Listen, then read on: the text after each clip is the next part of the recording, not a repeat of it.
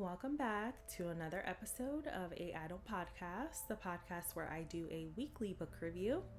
This week, I read The Storm Before the Storm, The Beginning of the End of the Roman Republic by Mike Duncan. And I'm so sorry I had to take an extra day to really understand what I just read. So this episode is actually being released on Friday instead of Thursday. But this book really gives us an understanding of the cyclical process of Roman politics, an explanation on the excess of ambition and greed, and really everything that prefaced the well-known Julius Caesar event.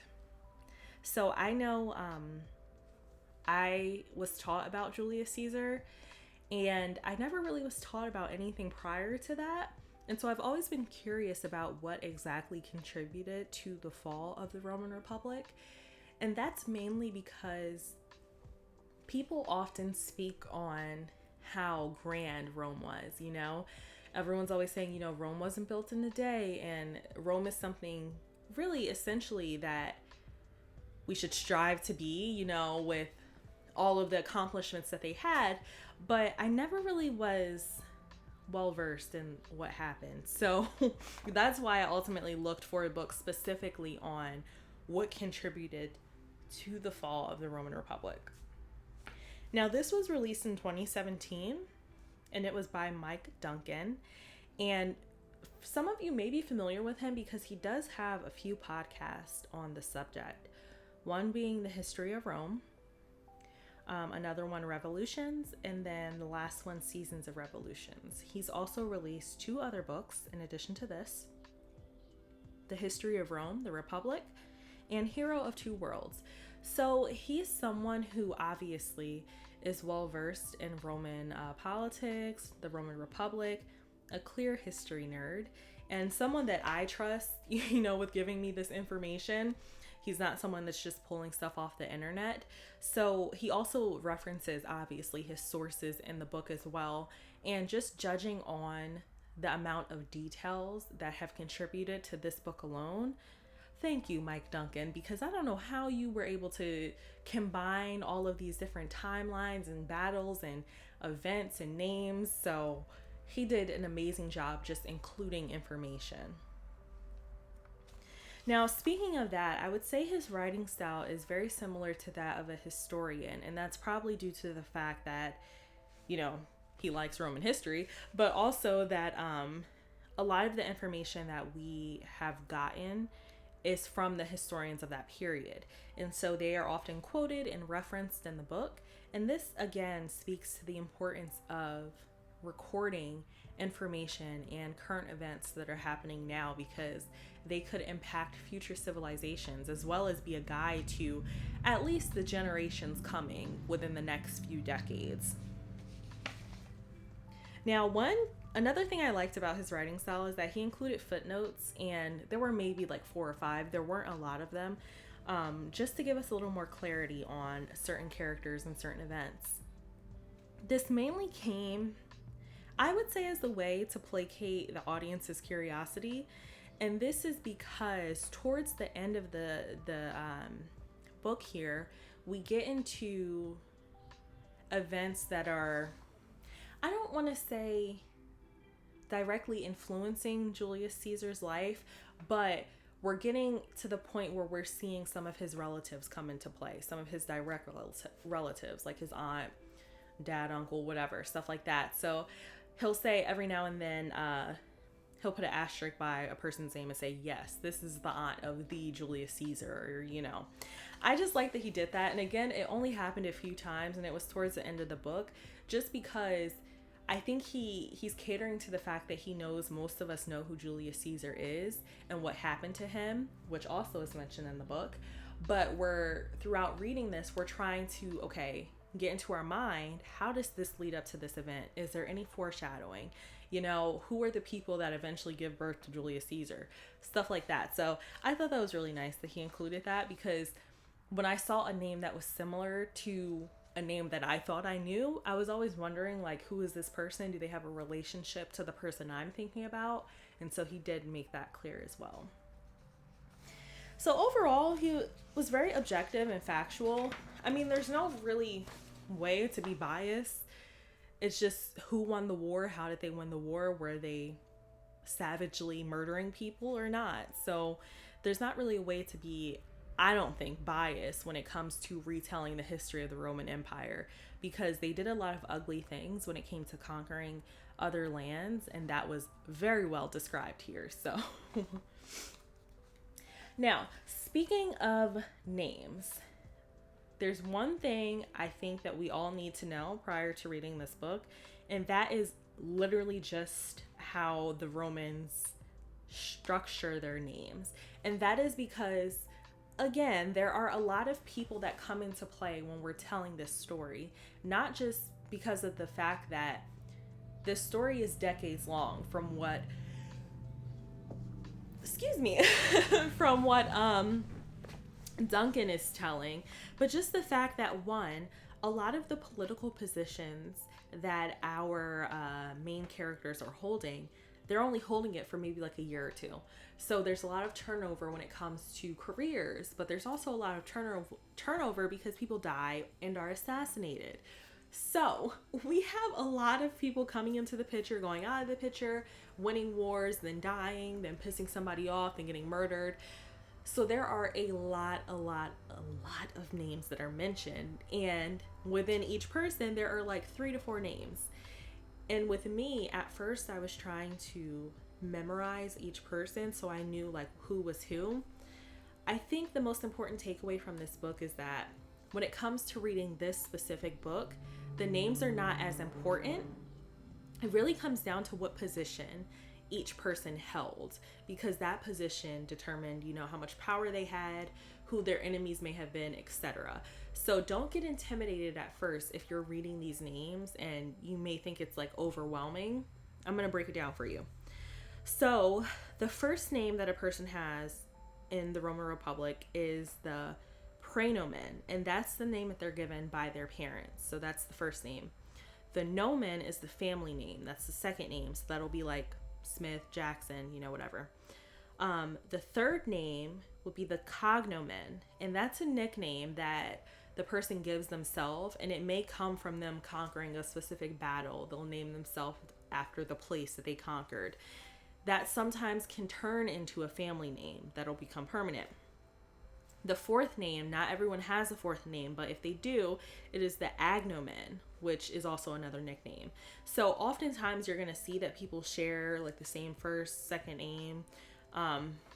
It's kind of difficult to differentiate, but what I will say is that if the person is important enough to be repeatedly brought up in this story, then Duncan oftentimes just uses one of the identifying names, which is sometimes like the nickname, sometimes just the first name, and you'll be able to pick up on that, like Sulla or Tiberius, things like that. So not everyone is important enough for you to know their full name.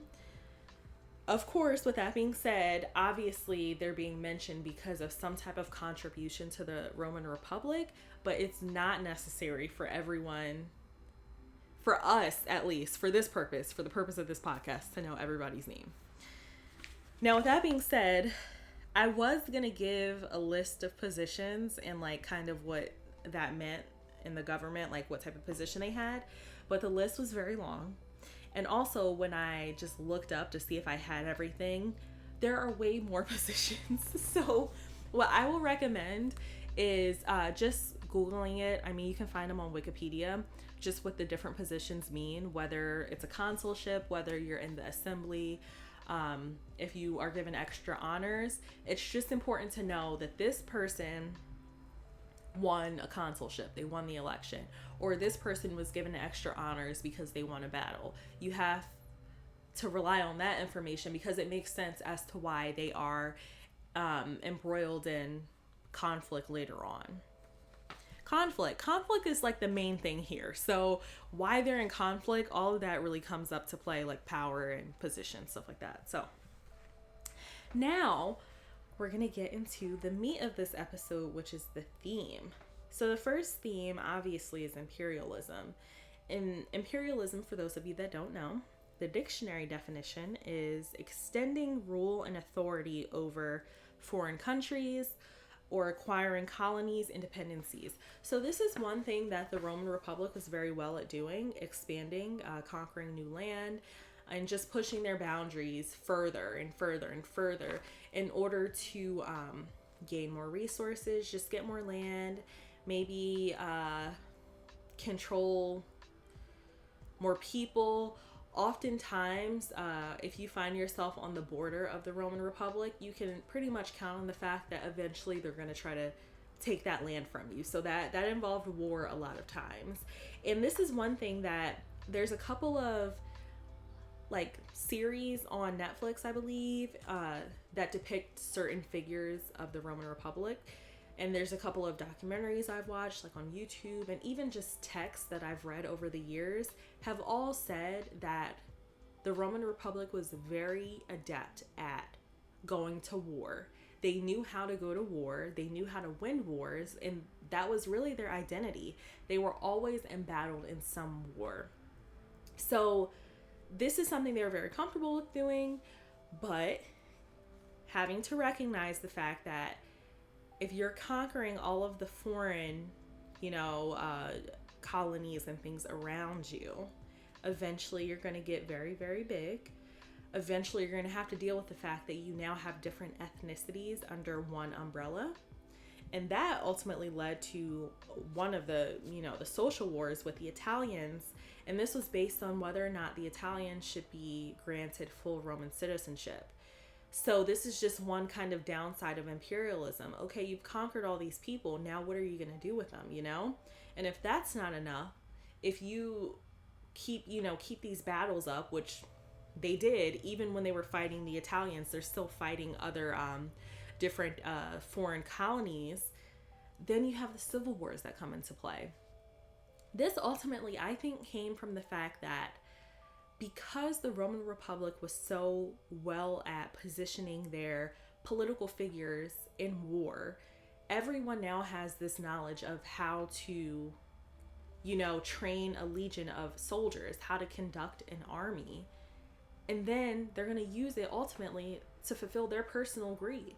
So you have people now turning against each other, marching on Rome with soldiers and taking whatever they want or enacting revenge.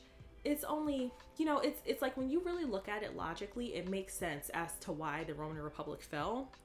But their imperialism played a lot into that. They just got very large. They were acquiring so much that it kind of got too much to handle, because part of that is nurturing what you already do have and adequately dealing with the people, the policies and stuff, and recognizing that the more that you add to your society, the more you're going to have to change to include that in order to take care of everything. So if there's not one quote that can sum it up better than this one, Cato the Elder, who very early on were introduced to him, and this is basically kind of right before the war with Carthage was taking place. He was advocating for going to war with Carthage, so much so that every speech that he gave, whether or not it had anything to do with Carthage at all, he would end it with saying, "Furthermore, Carthage must be destroyed." Like this, it's a normal thing for them to have an enemy. So imperialism is definitely a key theme in this book. Now, the second one is greed. Obviously, a lot of this has to do with corruption, political corruption. Some of this even has to do with this mob tactic, which is very interesting. And it has to do with politicians mobilizing groups of people to politically intimidate their enemies. Now, one person that did set the standard for this, and I don't think he was setting out to set the standard, but Tiberius Gracchus, he ultimately mobilized a group of people to kind of act as his bodyguards, act as his gang of people that if anyone was going to go against him, talk out against him, they were literally going to beat him to death. And so this became almost the standard later on. As the years went by, it was the norm for someone to say, okay, You want to speak out against me? Okay, bet. Then the mob would come along and literally kill you in the street. Or they would just fill up the voting booths, or crowd the assembly so that the opponent's supporters couldn't even get in. And it's crazy because this amount of corruption wasn't even thought of in the early days of the Roman Republic, but it became so normal and it ultimately tore everything down. So that's one aspect, certainly, of greed controlling this corruption, because it really came down to what one person wanted. And then also extorting the foreign people after they had already conquered this land, sending representatives over there to quote unquote set this Roman colony up, when they were really just overtaxing these people, filling their own pockets. And then after the year or two reign was, up, they would just go back home rich. So these poor people, and they couldn't do anything, And then lastly, the saddest part, I would say, was the practice of ransacking towns during war. Most of the time, it wasn't really because the soldiers needed something. It was really just because they had the thought that, oh, there's this town over here and they have a lot of stuff. All right, we're going to go take it. So they're motivated by their greed as well, even though a lot of these soldiers weren't necessarily of the wealthiest class. And so they didn't really have a lot to go back to, but that still doesn't account for them going into random towns, whether they were allies or not, and just taking what they wanted, killing who they wanted, and, doing whatever else terrible things they were involved in. Now, of course, when it comes to all of the bad stuff going on, another theme, of course, would be reform. And this mainly, when we're talking about this book, came in the form of the Lex Agraria and Tiberius Gracchus, who introduced this land bill in order to redistribute the wealth. So this, of course, came from wanting to close the gap between the poorer citizens and the wealthier citizens, but it also was motivated by widening the pool of eligible soldiers, because in the beginning there was a land minimum requirement that people had to meet in order to go into war. And so obviously, if you're continually fighting wars, which they were, and if you were losing a lot of people, you have to replenish those ranks. And because there were so few of the middle class left, they have to, we got to get the pool of soldiers to go up a little bit so we can get some more people in here. So that bill ultimately, shot up the Gracchi legacy, kind of, because it turned into really this whole fight for the people kind of situation. And we'll get into that a little bit later. But that was one example of reform, one specific example. Of course, though, when we come into towards the end, all of these different families being in great positions of power and enacting whatever laws they wanted to enact, every time someone left office, someone else would come along and say, okay, let's reform everything that they just did. So it was a constant thing, people trying to undo what their predecessors did or what their enemies did. But this was one actual example of someone actually trying to make a change. And oftentimes than not, we found that it never really, happened. But when it came time for elections, there was always appeal to reform something. Now, another theme here is alliance.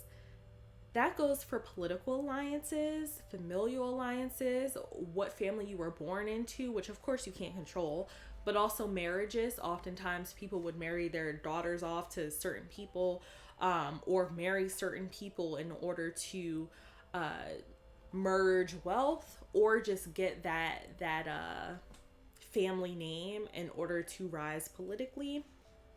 Now, this determines your stance in conflict, and that includes the client network as well. If you were under a specific family and you were kind of on their side, if that family needed something, if they needed you to go vote for something, then you were then mobilized within that group to go get it done. So really, a lot of times it came down to what family you were born into, and then you would just kind of stick with the general consensus of whatever, their opinion was, whether that was politically, or often it was politically. But now this really came into play when Sulla, towards the end, enacted his conscriptions. He had a list of people who were to be put to death, mainly because they were people who opposed him in the past. And what we find is when he was putting up those lists, a lot of his core enemies were already defeated and had already been killed, but he started going after anyone who had supported them. So it was a very dangerous thing to align yourself with anyone really in the Roman Republic, because everyone at one point, it was their time to be hated. So you really have to be strategic to survive in the Roman Republic about who you aligned yourself with and what laws you chose to support, because when it came time to defend those laws with your life, you kind of had to. So the second to last theme here is pride. I would say the Roman culture is very based in being prideful, loving their city so much that, they're the best, whatever, but also political, having a position and having the honor of winning a battle or something like that. It was very prideful. It also came in the form of, during war, the idea that it's better to attack than to do nothing at all. And it's certainly better than being defeated. And there was a period in time where any of the defeated leaders that came back to the village, the Roman city, they were tried for treason and exiled. So that's another, motivator in not losing. And if you, let's just say you were a leader and all of the men under you were killed and you ran away, you would be sent into exile. So they're a very prideful people, and they're all about doing, the opposite of what cowards do. They also have triumph celebrations when someone does win. When a war is won, who is that main leader that, conquered the last battle? That's the person who's going to be celebrated. They're going to get a parade into the city, and they're going to get an expression of thanks from all of the Roman citizens for just them. So then you create this kind of tension with different leaders and generals within the Roman Republic, because let's just say they're leading two different legions of soldiers. Whoever wins that last battle, whoever puts an end to it at the end, that's who's going to be celebrated, no matter what each of you contributed. And that created a lot of rivalries as well, which is really problematic, because you would think that everyone's contribution to a war is kind of important, and creating that rivalry between generals is not very smart, because then ultimately what happens is eventually they end up mobilizing the soldiers that are loyal to them, and then they fight each other, and then somebody dies. So with all that pride comes the ugly stuff too. Lastly, legacy. So the lasting effect of each person's career is very important in the Roman Republic. After someone is passed, the leaders are often referenced in death to push another person's agenda, of course. The Grecian legacy was often referenced in order to kind of, I would say, motivate the people to vote a certain way or support a specific candidate for, assembly, whatever. For Sulla, in his career, he had many successes. He was great at winning war and strategizing, but after death, he was really seen as a bloodthirsty tyrant, because that's kind of how he went out. I want to say he lost his mind, but he did seem very sane when he was killing everybody, so there's really no excuse for what he did. But he wanted to reset the balance in accordance with the Constitution. That's what he set out to do. But one, that failed, because we see 10 years after he died, everything that he had put into place was reversed. So that didn't really go well, but he also killed so many people. He created so many resentments that overshadowed everything. So his successes are almost forgotten. And even if they're remembered, the fact that he just turned into this crazed person towards the end overshadows that. Also, I want to point out the fact that he set out to reset the balance, that sounds a lot like Thanos. If any of my Marvel fans are out there, he also lost. So, sucks for you.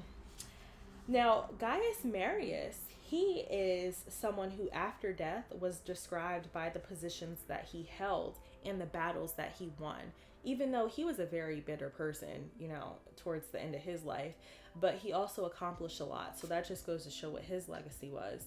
And then we have obviously Tiberius Gracchus, who he had very good intentions in introducing the land bill, but he ultimately had to resort to politics in order to kind of get that bill going.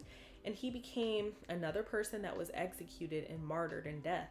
And so many people after him would reference that movement, reference the Gracchi movement and that family name, and even try to use the family name for their advantage. But ultimately he was killed, and everyone wasn't on his side when he was alive. So that's just the irony there, that people use his legacy to their advantage when he really didn't even accomplish what he wanted to before he died. So what ultimately caused the fall of the Roman Republic? Well, in my opinion, I do believe it was imperialism. It worked for and against them. They just got too big to handle.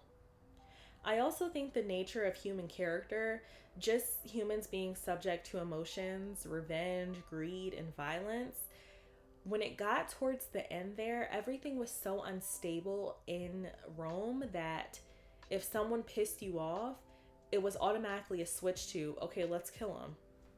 Like, what in the world? But you can see it kind of changing throughout time, whereas in the beginning, things were very structured and there was a right way to do things. But after lines kept getting repeatedly crossed and rules were repeatedly broken, it was very easy for it to fall into chaos ultimately. So just being someone with emotions and having the ability to even break the law is very dangerous, because human emotions existed before, but the Republic was very structured in the beginning when it was at its strongest, that someone pissing you off didn't result in war or thousands being executed. Another thing I think contributed to the fall was, and I'm going to try to say this correctly, the Aristotelian political theory. And this is actually discussed early on in the book. And it's basically the theory that governments will ultimately devolve into its most oppressive state. So you may start with a democracy, but you're going to end up with tyranny. And I think that's really what happened here. Even though there still was the shell of, okay, there's the assembly, there's the Senate, there's the consulships, and there's, rules set into place that you can't remain the consul 2 times in a row or whatever.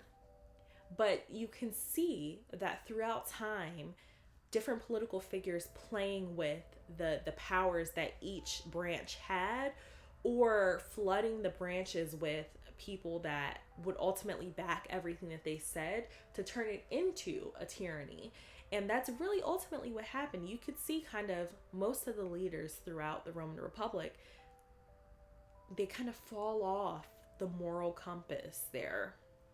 So I think that for sure was a contributing factor to the fall. And then lastly, this quote from Duncan, "The revolution was devouring her children." This is a quote that is referencing the fact that mobilizing these revolutions for a good cause, but resulting in deaths of enemies, which, yay, they were against the revolution, they're dead, but now you're just creating a monster because someone's going to come after you and kill you too. And that's what started happening. It may start out that you're fighting for something good. It doesn't end up that way when you resort to assassinating people and killing people, that's going to come back to bite you. And it came back to a lot of people. A lot of people died for senseless things, you know. It stopped really being about the Roman Republic, and it started being about what everyone personally felt. So whatever, they kind of lost their minds in the end. My main takeaways here is really how similar, like the parallels to the modern society. I would say if you want to understand how governments work, why certain governments are still in place today, and then really just the way a civilization is built and falls, I would certainly read this book. I didn't expect to like sit back and think, oh wow, that makes so much sense. Like when I'm reading this, like even just the assembly with the Roman Republic and the Electoral College in the US, how similar that is. With the assembly, the plebs urbana outnumbered all of the other Roman citizens, but they were only able to control 4 out of the 35 votes. So it didn't matter how they voted because they never had the majority, but they were the majority. And so that just reminded me a lot of the Electoral College.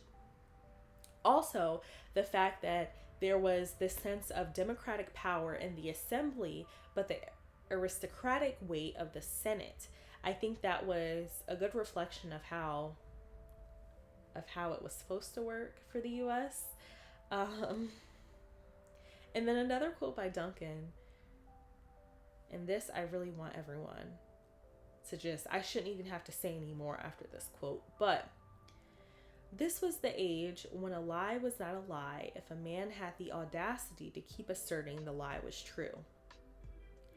How on point is that with where we are in the world today? And that's crazy. Like this is a quote that literally directly reflected what was going on in the Roman Republic at the time. How relevant is that now? It's amazing how much you can learn about the current state of the world by reading historical pieces like this. This is why I do this podcast, this book right here. So ultimately, I thought this was a really great book. I learned a lot.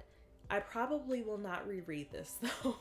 There's a lot of information, and it's funny because like I would read a couple chapters and I would understand, like I would still be thinking about the big events that happened, but I wouldn't really know like the names of the people or anything.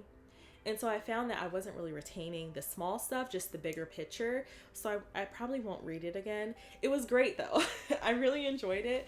I think this is a good like reflection of like if someone were to make a 10 or a 20 part series of the Roman Republic, this would be a good start for a script. So I think somebody should give Mike Duncan a deal to write a series for Netflix, and I'll watch it because there's so much going on. It's so scandalous. This is like a really old version of like the Real Housewives franchise. So much scandal going on. They should certainly make a TV show. But I do find it interesting that the last 3 pages depict the story that we all know of Julius Caesar in like a condensed version, obviously. But it's funny that that's not even like half of what happened in the Roman Republic. And I don't know why in my mind I thought that everything was good up until Julius Caesar, but that's just what I was thinking, that everything was fine until, you know, he came into the picture. But that's so not the case. There was so much wrong going on in this society. I don't know why everyone's still surprised about what happened to Julius Caesar. Of course, somebody's going to assassinate him. They don't care at this point. Do you know what they've been through? All of the just terrible acts that happen in this society, it totally makes sense the way the Julius Caesar thing went down. It's not surprising at all because this is a roadmap to why, you know, that happened. So I really did learn what I wanted to learn out of this book. I think it's great. I encourage anyone else to read it. Although it's a tough read because there's so much info in it. And that's why I kind of had to take an extra day to really just kind of think about it for a little bit. So this is certainly not something that, it's not like a relaxing read you can read in one sitting. this is certainly something you want to take your time through. It'd be a good summer read, read a couple pages every week or so. But I did enjoy this book, and thank you, Mike Duncan, for writing it. I know that had to be a headache grabbing all of this information, from all these different time periods and the different names and whatnot. So I really appreciate, everything included in here. But yeah, that was this week's review. Thank you all for tuning in. I can't wait to give you another review next week. I hope everyone has a good weekend. Thank you.